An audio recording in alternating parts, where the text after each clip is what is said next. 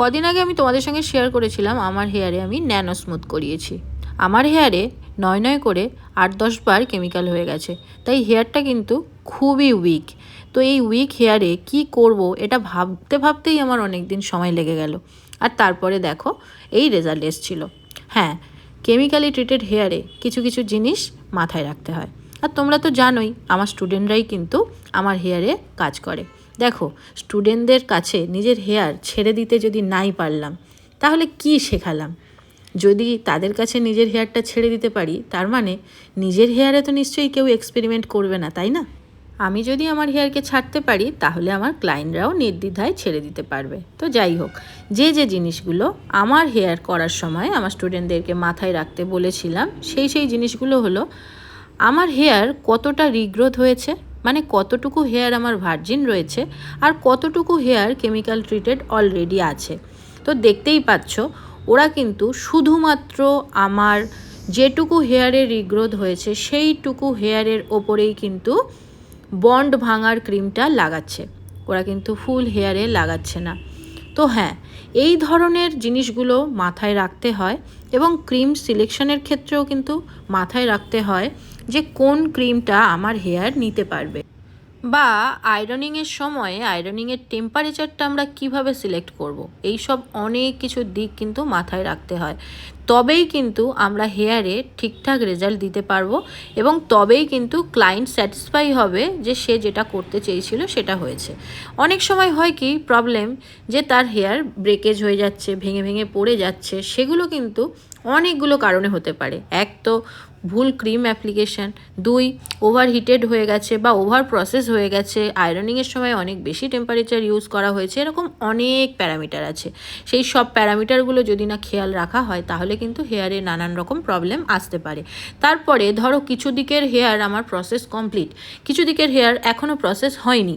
তো সেখানে আমরা কিভাবে সেই আগের যেখানে প্রসেস হয়ে গেছে সেটার সঙ্গে আর যেটা প্রসেস হয়নি ম্যাচ কী করে করাবো, এরকম অনেক দিক আছে যেগুলো কিন্তু খেয়াল রাখাটা খুবই দরকার। তোমরা যখন তোমাদের হেয়ারে কোনো এরকম ট্রান্সফরমেশন করাতে চাইবে, আমার মনে হয় সব থেকে বেস্ট হবে তোমার যে এক্সপার্ট রয়েছে তার উপরে ছেড়ে দেওয়া। সে তোমার হেয়ার দেখে সাজেস্ট করবে যে কোনটা তোমার জন্য বেস্ট হবে। আর যারা এই ধরনের সব ট্রিটমেন্ট শিখে নিজের স্যালনকে আরও আপগ্রেড করতে চাইছো, তারাও কিন্তু আমাদের সঙ্গে যোগাযোগ করতে পারো। তো তোমাদের সঙ্গে গল্প করছি আর এদিকে তো আমার কাজ চলছে, দেখতেই পাচ্ছ। পুরো হেয়ারে কিন্তু যতটুকু রিগ্রোথ হয়েছে ততটুকু এরিয়াতে ক্রিমটা অ্যাপ্লাই করেছে ওরা। তোমরা দেখো, নিচের দিকের হেয়ার যেটা আমার অলরেডি প্রসেস হওয়া, সেই হেয়ারে কিন্তু কোনোভাবে ক্রিম লাগানো হয়নি। এখানেই হয় ভুলটা। প্রসেস হওয়া হেয়ারের ওপরে যখন আমরা আবার প্রসেসটা করতে শুরু করি, তখনই হয়ে যায় ওভার প্রসেস, আর সেখান থেকেই তৈরি হয়ে যায় ব্রেকেজের সমস্যা।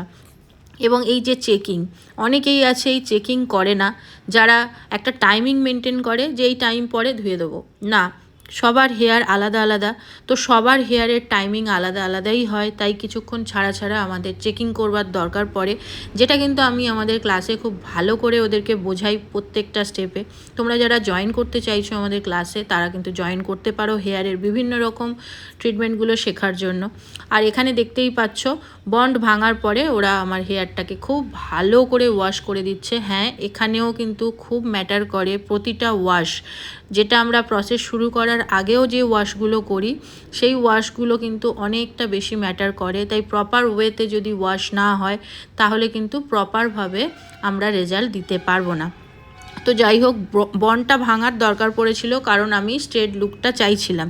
যারা স্ট্রেট লুকটা চাইছো না, শুধুমাত্র হেয়ার একদম সুন্দর সফট শাইনি দেখাতে চাইছো, তারা কিন্তু ডিরেক্ট ন্যানোপ্লাস্টিয়া করতেই পারো।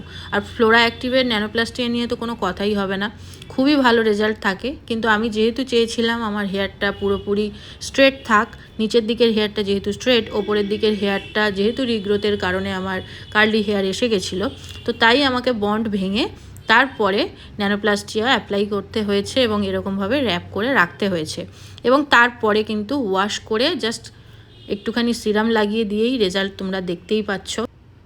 তো যারা চাইছো নিজেদের হেয়ারকে এরকমভাবে ট্রান্সফরমেশন করিয়ে নিতে, তারা কিন্তু আমার সঙ্গে যোগাযোগ করতে পারো। আর আবারও বলছি, যারা শিখতে চাইছো এই ধরনের কাজ, তারাও কিন্তু আমাদের সঙ্গে যোগাযোগ করতে পারো। তো চলো, আজকের ব্লগটা এখানে এন্ড করছি। ভালো লাগলে লাইক করো, কমেন্ট করে জানিও। টাটা।